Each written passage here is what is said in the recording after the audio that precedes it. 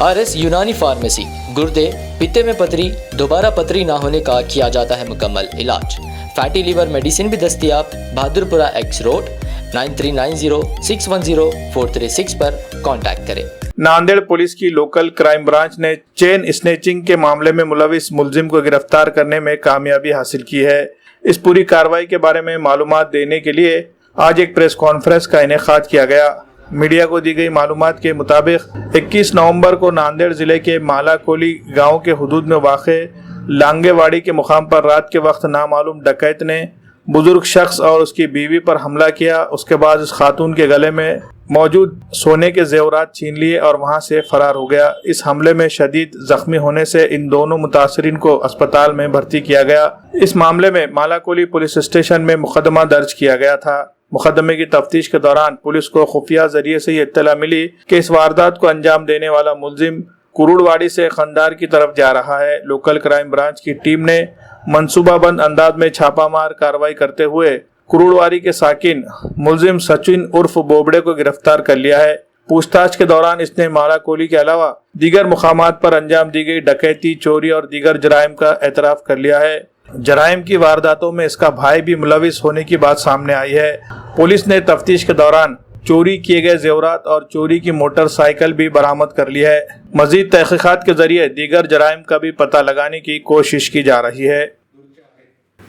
त्यांच्या नातेवाईकांच्या संशयावरून पण तपास करण्यात आलेला आहे आणि दिनांक 21/11/23 रोजी लांडगेवाडी माळाकोळी हद्दीमध्ये रात्रीच्या वेळेस ही घटना घडली होती। त्यामध्ये 2 वृद्ध म्हणजे महिला आणि पुरुष या दोघांना मारून त्यांच्या अंगातील आणि जे इतर दागिने होते दागिने काढून त्यांना डोक्यावर मारलं होतं। त्यानंतर त्या महिलेला उपचारकामी ॲडमिट केलं होतं। तर त्या उपचारादरम्यान त्यांचे डेथ झाली। तर सदर गुन्ह्यामध्ये 397, 457, 336, 34 भादवी अशाप्रमाणे गुन्हा दाखल करण्यात आला होता।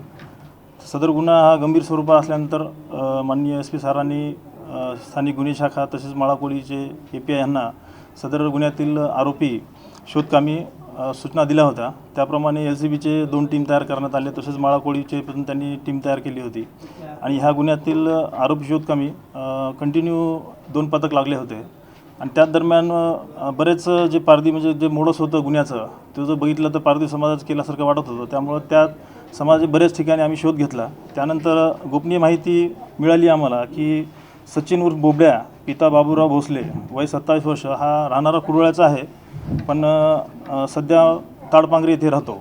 तर ह्याची आम्हाला माहिती मिळाली की तो म्हणजे ह्या गुन्ह्यामध्ये आहे आणि त्याप्रमाणे आम्ही LCBची टीम त्याला ताब्यात घेऊन त्याच्याकडून 44,000 रुपयाचा जो गुन्ह्यातील मुद्देमाल आहे तो जप्त करण्यात आला। तसेच विचारपूस दरम्यान त्यांनी सांगितलं की यापूर्वी पण 2 दिवसापूर्वी त्यांनी लातूर येथे पण अशीच म्हणजे गुन्ह्यात वापरलेली जी मोटरसायकल आहे ती पण चोरीची आहे आणि त्यांनी ती चोरी केली होती आणि तसेच त्याला विचारपूस केली। मागे लोहा पोलीस स्टेशनला पण अशाच प्रकारचा गुन्हा दाखल होता। त्या गुन्ह्यामध्ये पण त्यांनी कबुली दिलेली आहे। त्या गुन्ह्याचा पण तपास चालू आहे। तसेच इतर 4 जे गुन्हे आहेत त्यामध्ये फरार होता। इतर गुन्ह्यामध्ये आरोपी अटक होते आणि हा नाव निष्पन्न होतं पण फरार होता तो पण त्याच्यामध्ये निष्पन्न झालेला आहे आणि ह्यापूर्वी पण त्याच्यावर बरेच गुन्हे दाखल होते।